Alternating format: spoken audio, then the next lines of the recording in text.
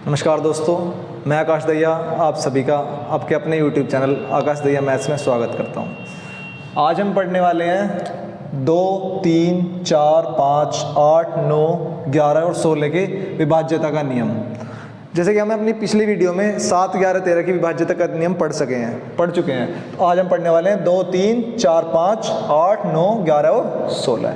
ठीक है, सबसे पहले देखते हैं 2, 4, 8 और 16 का। 2, 4, 8 और 16 का। जैसा कि हम सब जानते हैं 2, 4, 8 और 16 तीनों ही सम संख्याएं हैं। 2 को हम क्या लिख सकते हैं? 2 की पावर 1, 4 को लिख सकते हैं 2 की पावर 2, 8 को लिख सकते हैं 2 की पावर 3, ठीक है, और 16 को लिख सकते हैं 2 की पावर 4।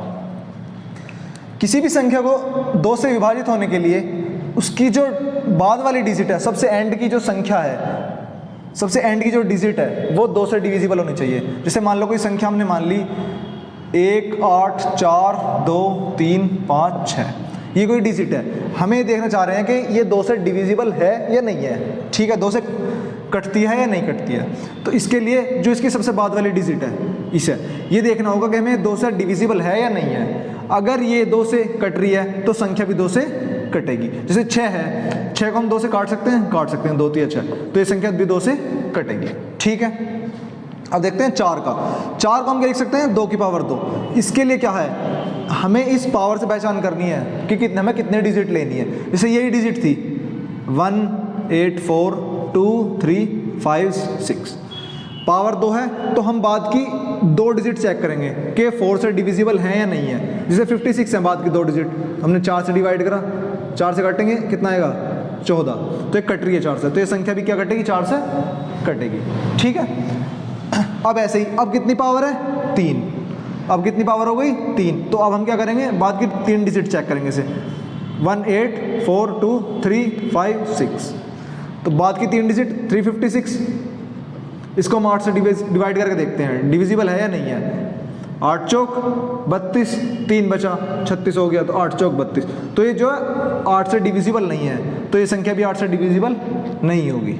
ठीक है, अब क्या है? 16 को क्या लिख सकते हैं हम? 2 की पावर 4। तो हम बाद की 2 डिजिट चेक करेंगे कि 16 से कटती हैं या नहीं कटती हैं। बाद की 4 डिजिट, सॉरी, कितनी डिजिट देखेंगे? बाद की 4, क्योंकि पावर कितनी है? 4।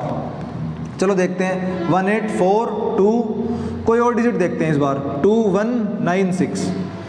तो हमें 16 है, 16 को क्या लिखेंगे हम? 2 की पावर 4। तो हम बाद की 4 डिजिट चेक करेंगे कि कट रही हैं या नहीं कट रही हैं। ठीक है, 2, 1, 9, 6, 16 से देखो चेक करके।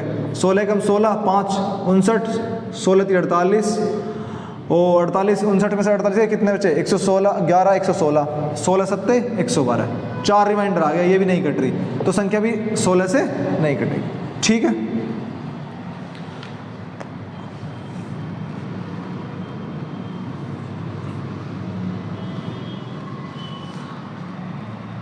अब देखेंगे हम 3 और 9 का।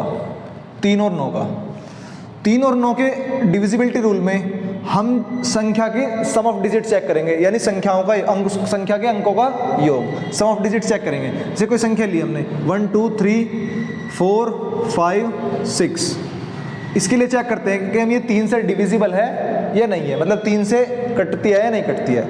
तो उसके लिए हम क्या करेंगे? संख्या के अंकों का योग करेंगे, सम ऑफ डिजिट लेंगे, इसका सम ऑफ डिजिट। ठीक है, करते हैं सम ऑफ डिजिट। 6, 5, 11 और 4 15 और 3 18 और 2 20 और 1 21, कितना है सम ऑफ डिजिट? 21। अब हम ये चेक करते हैं कि 3 से डिविजिबल है या नहीं है, तो हमने सम ऑफ डिजिट को 3 से डिवाइड कर दिया, 3 7 21, तो ये डिविजिबल है। कितना आया? 3 7 21, मतलब ये जो सम ऑफ डिजिट है पूरी तरह से 3 से कट रहा है, तो संख्या भी 3 से कटेगी। अब देखते हैं 9 की बात। 9 के केस में भी सेम ही बात है। इसमें भी क्या करेंगे हम? सम ऑफ डिजिट चेक करेंगे कि सम ऑफ डिजिट 9 से कट रहा है नहीं कट रहा है। जैसे यही था 21 था, तो 21 9 से डिवाइड नहीं है, 9 से डिविजिबल नहीं है। 9 दूनी 18 और रिमाइंडर कितना आ जाएगा? 3, तो ये 9 से डिविजिबल नहीं होगी संख्या। लेकिन अगर हम कोई और संख्या लेते हैं, जैसे 729 है, और हम 729 ली और हम इसके सम ऑफ डिजिट करते हैं, 7 और 2 9 और 9 18, और 18 को हम 9 से डिवाइड करते हैं तो कितना आ गया 18/9, 9 दूनी 18, तो कितना आ गया 2, यानी जो 18 है वो 9 से डिविजिबल है, तो 729 भी क्या होगी 9 से डिविजिबल। ठीक है,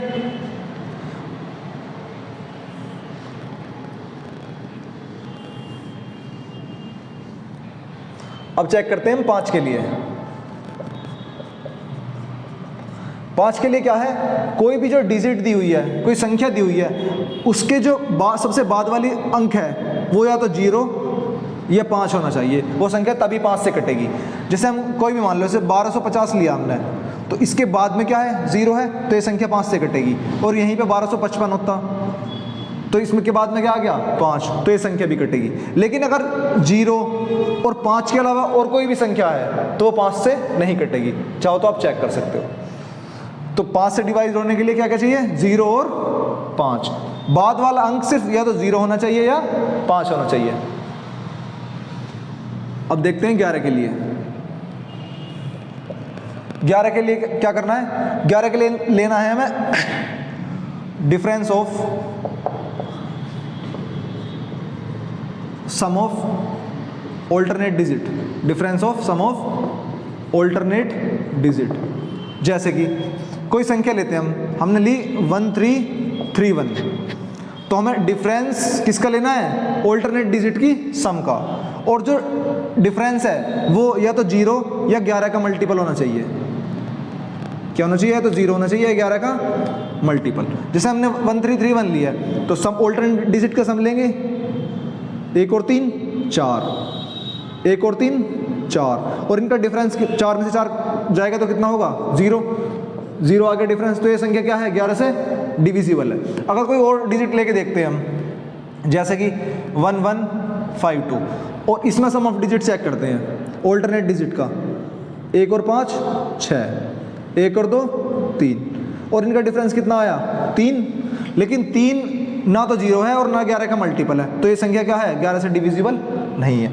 कोई और भी आप चेक कर सकते हो, जैसे कि 14268, कोई भी रैंडम ले सकते हैं हम, इसमें हम ऑल्टरनेट डिजिट का डिफरेंस लेंगे सम का, 1 और 2 3, 3 और 8 11, 4 और 2 6, कितना हो गया 4 और 2 6,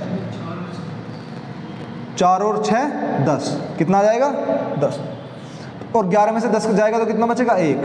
अब हम 1 देख रहे हैं, ना तो 0 है और ना ही 11 का मल्टीपल है, ठीक है, तो ये संख्या भी क्या है 11 से नहीं कटेगी।